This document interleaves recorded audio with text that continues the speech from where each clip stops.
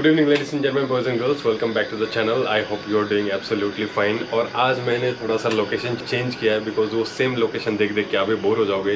और पीछे से आपको मेंढक के बहुत सारे आवाज़ आ रहे होंगे बिकॉज बरसात पूरा एकदम ज़बरदस्त शुरू हो गया है। जो मैंने पहला शो दिखाया था वो 2012 में हुआ था। उसके बाद 2012 से लेके 2013 तक मेरे पास कुछ भी काम ही नहीं आया। मैं इतना एक्साइटेड था उसी के फ़ोटो पोस्ट करने में, ये करने में, मतलब जो भी है हर किसी को फ़ोन करके बताने में कि मतलब उसमें एक साल निकल गया। फिर जाके मुझे 2013 में 2013 में मैंने पार्टिसिपेट किया मिस्टर पुणे में। तो वहाँ पे सब मतलब मॉडल्स जो बोलते हैं एक्चुअल में वैसे लोग थे। सिगरेट पीना हर 5 मिनट के बाद सिगरेट निकालना पीना। तो मुझे ये सब चीज़ें देख के बहुत ही नया लगा। मैंने बोला मॉडल बनने के लिए सिगरेट वगैरह भी पीना पड़ता है। और उस समय दिक्कत ये था, आई थिंक शायद व्हाट्सअप आ गया था तभी, और मेरे पास सोनी एरिक्सन फ़ोन था। इट कॉस्टेड अराउंड 14,000 जब घर से मुझे पापा ने खरीद के दिया था। जब मैं नागालैंड से पुणे आया था तब मेरे लिए वो बहुत बड़ा फ़ोन था। बट यहाँ पे आके पता चला कि व्हाट्सअप है, ये है, वो है, तो ये सब वो फ़ोन में चलते नहीं थे। तो लोगों को मैं मेल पे, जीमेल पे रिप्लाई करता था अगर कोई कुछ, तो ये सब दिक्कतें होते थे। और उस समय लोगों के पास एप्पल फ़ोन होता था, ब्लैकबेरी, शायद उस समय ब्लैकबेरी था, एप्पल उतना ये नहीं हुआ था। ब्लैकबेरी था, there is something called BBM, BlackBerry messenger. तो मुझे ये सब पता नहीं था। वहाँ पे शायद ग्रुप्स वगैरह बनता था मॉडल्स के, जो भी पार्टिसिपेंट थे शोज़ के। तो ये सबसे मैं बहुत परे था और मुझे ऐसे लगता था कि यार सिगरेट पीना पड़ेगा तभी जाके आप मॉडल कहलाओगे, ब्लैकबेरी का फ़ोन लेना पड़ेगा, BBM फ़ोन में इंस्टॉल करना पड़ेगा, तब जाके आप मॉडल कहलाओगे। बिकॉज ये है, ये एक क्या बोलते हो उसको, मतलब आप मॉडल हो तो आप एकदम अपडेटेड रहने चाहिए। मोबाइल में एप्पल चाहिए आपके पास, आपने दारू पीना चाहिए, आपने सिगरेट पीना चाहिए। अगर आप सिगरेट नहीं पीते हो, आप दारू नहीं पीते हो, फिर किस काम का मॉडल। तो ये सब वो मिस्टर मिस पुणे में देखने को मिला। और उसके बाद वहाँ जब मैंने पार्टिसिपेट किया था तो वहाँ पे कुछ खास हुआ नहीं, हार गया ऑब्वियसली ना। मतलब वहाँ पे सब गुड लुकिंग लोग थे, अच्छे खासे दिखने वाले, उनके बॉडी अच्छे थे। तो वहाँ पे मिस्टर मिस पुणे में मैंने पार्टिसिपेट किया तो मैं हार गया।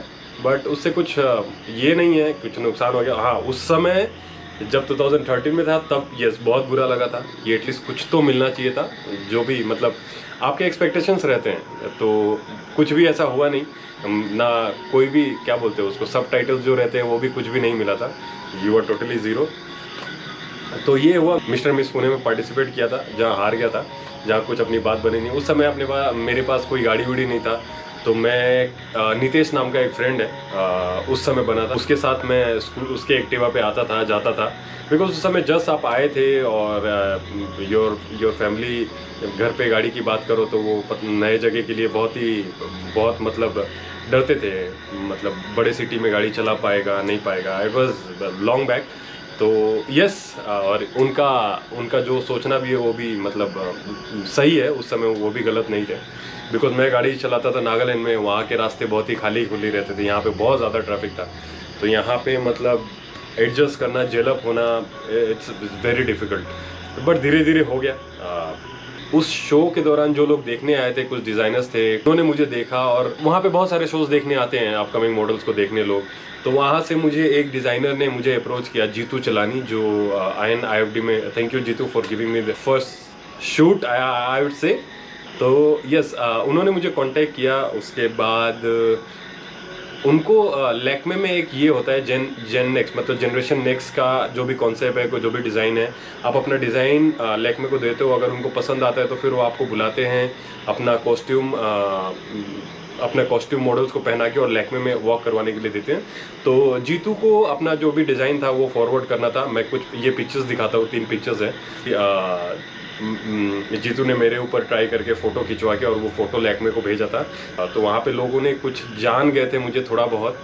तो यहाँ से फिर वापस दूसरा सिलसिला शुरू होता है जहाँ पे लोग पहचानने लगे। लैक्मे जेन नेक्स्ट के शूट के बाद फिर मुझे एक शो मिला था। Thank you again Sameeksha Kaushikiya, very good and very talented designer, I would say. It was a designer show. और वहाँ पे मतलब आई कैन से कि पुणे के अच्छे खासे लेवल के मॉडल्स थे। मतलब अच्छे जो बॉम्बे जाके वॉक करके आते थे, रहते थे पुणे में, तो मतलब नामी मॉडल्स थे। और वहाँ पे 2-3 3 या 4 डिज़ाइनर्स थे जिनके लिए वॉक करना था, और उसमें से एक थी समीक्षा कौशिकिया, जिन्होंने मुझे शो स्टॉपर, जिन्होंने उनका जो मेन जो डिज़ाइनर को जहाँ हम इंट्रोड्यूस करवाते हैं और वहाँ पे सबसे अच्छा वाला कपड़ा पहन के, डिज़ाइन पहन के जो भी मॉडल्स रहते हैं वो इंट्रोड्यूस करते डिज़ाइनर को, तो उसके लिए इतना झगड़ा हुआ था, मतलब कि आपने इसको क्यों लिया शो स्टॉपर के लिए, इतने बड़े बड़े मॉडल्स हैं, आपने उनको क्यों नहीं लिया। तो ये ऐसा भी होता है, अगर डिज़ाइनर को पता है कि आप में वो कपड़ा ज़्यादा सूट करेगा रादर देन कोई बड़ा फेमस मॉडल को, तो दे गो फॉर इट। उनको एट द एंड उनको अपना कपड़ा अच्छा दिखाना है। तो वहाँ पे बहुत सारा ये सब पॉलिटिक्स होता है कि इसको लो शो स्टॉपर के लिए। बड़े बड़े शोज़ में तो सेलिब्रिटी रहते हैं, बट लैक्मे में आप किसी भी डिज़ाइनर के अगर ये देखोगे तो शो स्टॉपर देखोगे तो फिल्म बॉलीवुड से ही कोई ना कोई रहता है। डिज़ाइनर को बहुत प्रॉब्लम फेस करने पड़े थे कि आप ये गलत कर रहे हो, उसको कुछ नहीं आता है, ये एंड में जाके मतलब नर्वस होके कुछ भी कर सकता है। तो आप मतलब कोई जो एक्सपीरियंस वाला मॉडल है उनको ही लो। बट मुझे वो सुन के बुरा लग रहा था, ऑब्वियसली किसी को भी बुरा लगेगा, नो डाउट, इसमें बुरा नहीं लगने जैसा कोई भी एक चीज़ नहीं है। तो मुझे बहुत बुरा लग रहा था कि मतलब ऐसा भी होता है, अगर सामने से कोई आपको अप्रोच करे कि आप मेरे लिए वॉक करो और पीछे से आपको नीचे खींचने के लिए बहुत लोग है कि नहीं इसको मत लो, इसको लो, इसको मत लो, इसको लो, इसको क्यों लिया, आप गलती कर रहे हो, ये कर रहे हो, तो वो that is demotivating at some point. वो बुरा लगता है खुद को। और दिक्कत कब शुरू होता है, जब आपको लोग पहचानते हैं। और अब जो कहानी आगे आएगी वो मतलब माइट भी आप लोगों को गलत भी लग सकता है, गंदा भी लग सकता है, और मतलब रोंगटे भी खड़े कर सकते हैं। ऐसे टाइप की चीज़ें होते हैं जब आपको लोग जानने लगे और आपको अप्रोच करने लगे। Those who are into modelling they can easily relate, और जिनको बाहर से ये दुनिया बहुत ही ग्लैमरस लगता है उनको अब अगले एपिसोड से असली कहानी, जो मतलब गंदगी बोल सकते हैं या बोल ही सकते गंदगी है, वो अगले स्टोरी से अगले एपिसोड से पता चलेगा। मतलब कैसे आपको गलत लोग अप्रोच करके आपका फ़ायदा उठा सकते हैं अगर आप न्यूबी हैं तो। So when you start getting famous, आप एक बार नाम आपका मार्केट में चलने लगता है, तो उसके बाद तरह तरह के लोग आपके पास पहुंचते हैं आपके साथ काम करने के लिए। उसमें से बहुत चूज़ी होना पड़ता है। मैं एक्चुअली बोल सकता हूँ कि स्टार्टिंग से मैं बहुत लकी रहा हूँ। मैं डिज़ाइनर्स को हमेशा मुझे इंट्रोड्यूस कराने का मौका मिला है, मतलब बहुत सारे शोज़ में मैं शो स्टॉपर बना हूँ।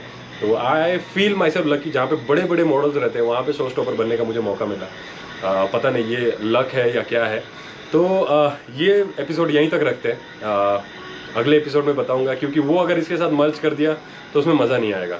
इसका मज़ा था कि ये शो स्टॉपर बनने के लिए क्या क्या होता है, और सिगरेट पीना, दारू पीना, महंगे महंगे फ़ोन, ये सब बहुत मैटर करता है मॉडलिंग दुनिया में। तो ये बताना था मुझे आपको कि ये कितना इंपॉर्टेंट है, रादर देन अगर आप ऐसे नहीं रहते तो आपको कोई एज ए मॉडल ट्रीट ही नहीं करता है। अगले एपिसोड में मैं आपको बताऊंगा कि गंदगी शुरू कहाँ से होता है। So if you like this video don't forget to hit the like button. अगर नए हो तो सब्सक्राइब करो, पुराने हो तो you know the drill, like share and दूसरों से सब्सक्राइब करवाना अनिवार्य है। आगे अगले एपिसोड में बहुत सारे आंखें खुलने वाले हैं, और मैं सोच रहा हूँ पता नहीं नाम लूँ या नहीं लूँ। जो भी फोटोग्राफर्स, डिज़ाइनर्स, जो भी कोरियोग्राफर्स हैं, सही रहेगा क्या उनकी इमेज के लिए, बिकॉज उनका करियर वही है, और गलत करे सही करे उनका करियर माइट भी। अगर कोई लोग देख के अगर कुछ इधर उधर ये वीडियो शेयर होंगे तो लोगों को पता चल सकता है, और उनकी वजह से उनका करियर ख़राब भी हो सकता है। सो देखते हैं आगे चल के, अगर वीडियोज़ पे रिस्पॉन्स अच्छा मिलता है तो I definitely come with the names, and I will definitely show you the chats also, जो कि अभी तक है मेरे पास। सो मिलते हैं अगले वीडियो में। Till then bye bye, take care, दिल से नमस्ते, प्यारा सलाम।